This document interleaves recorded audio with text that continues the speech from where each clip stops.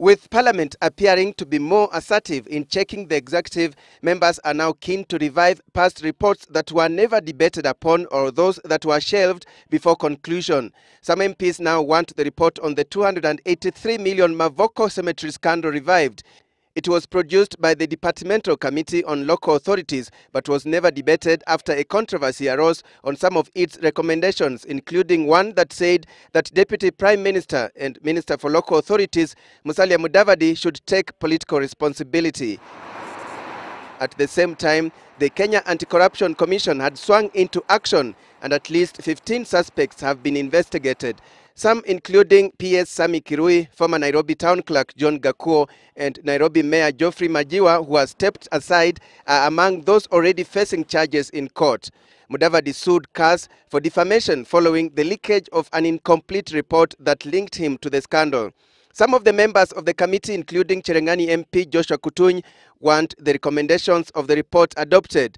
The Kenya Anti-Corruption Commission has already stated that where there was credible evidence, those implicated have been charged. And speaking to Citizen TV on phone, Mudavadi said the question of political responsibility was irrelevant as those implicated are already facing charges in court.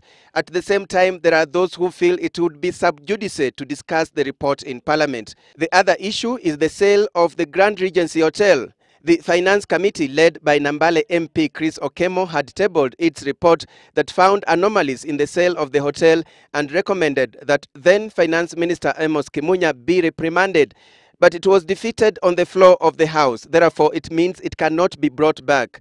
However, the committee, according to Okemo, wants the Coker Commission report on the same issue that was never made public to be debated.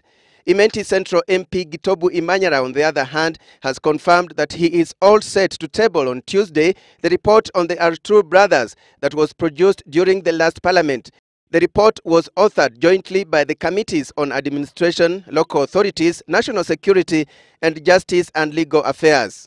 Now, interestingly, the current Speaker of the National Assembly, Kenneth Marende, was at that time a member of the committee that produced this report. The committee was co-chaired by Paul Mwite and Ramadhan Kajembe. Standing orders allow any member of Parliament to table a past report that was never debated on.